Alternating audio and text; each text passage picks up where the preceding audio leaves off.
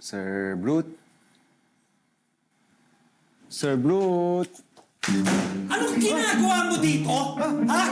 At ba't mo pinapakilamang gamit? Umalis ka dito. Umalis ka.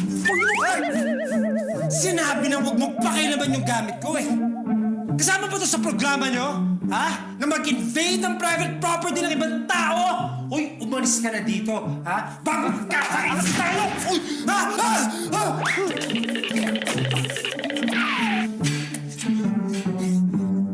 Kaya ako nananakit ng iba eh. Hindi nila alam. Kaya ako na naman ginagawa yun dahil kinakabahan ako eh. Saan ho kayo kinakabahan, sir? Sa lahat. Ako ba hindi ko nga alam sa nagsimula to eh. Naalala ko na, mag-isa ako sa bahay.